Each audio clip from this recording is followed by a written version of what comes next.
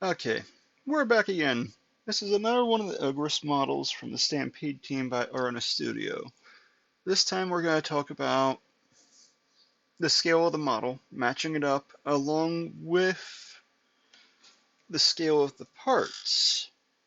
Now, whenever I talk about the scale of the model, matching it up with what these models were sculpted for. Basically, they're intended to actually be used on 32mm bases. So in this case, I already got where I actually sculpted a 32mm base to the average game company size. Both the top and bottom match. So we're just going to use that. As you can see, it should fit. In all honesty, these models had where I'd worked with them before, so yeah, I was sure that they'd actually fit.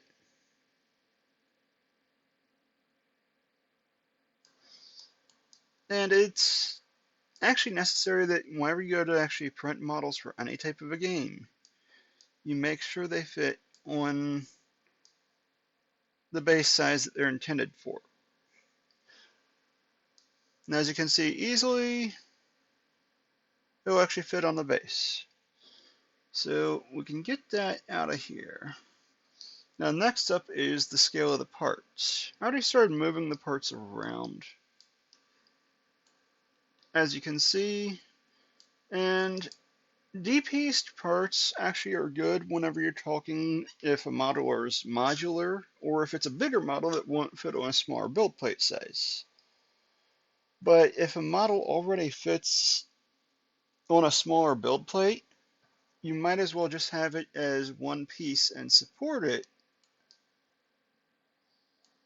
Now, people have where I've actually been told several times, well, we'd prefer to just go ahead and actually have them D-piece, that way we can print them separately, and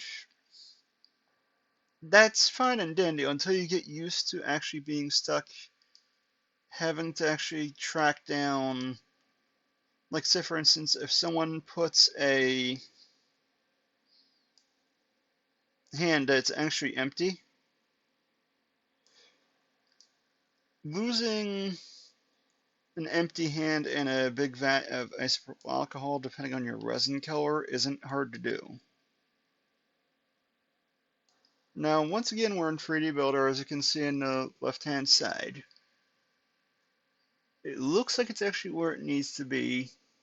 They even had a small cutout for the cuff in there. Personally, I don't know why they didn't just contour the cuff a little. But that's how they've got the model so it pieces in. So what we're going to do is we're going to once again go into the view, turn on the X-ray mode. This will show us, okay, is it where it needs to be? Because what you're also going to learn today is joining objects together. Now, as you can see from there, it wasn't where it needs to be. I've got where I need to tilt it some still. There's actually a gap there.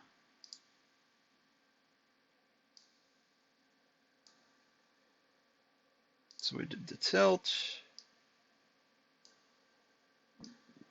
Move it there. And sometimes you'll look out and the programs will have the model snap in place. Other times you won't be as lucky. Personally, me, this is why I'd actually just appreciate the models in both D-pieced and solid form.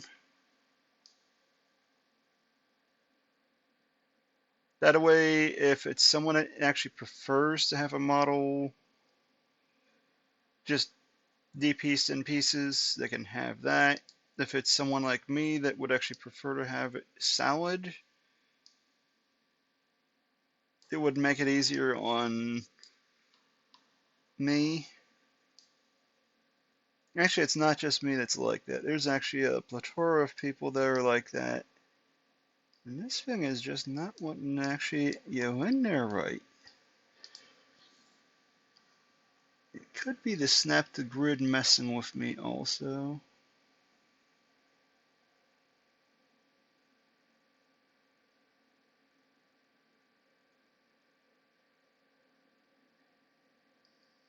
And it is. It's actually the snap the grid messing with me. I'm not surprised, but we can just take, and it looks like it would actually be about, we're just going to mess with dimensions. We're going to put in 48 pitch.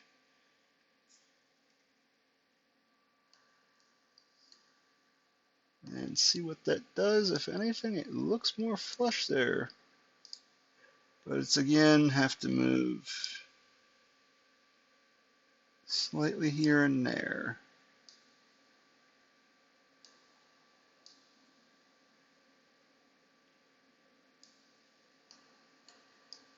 From the view,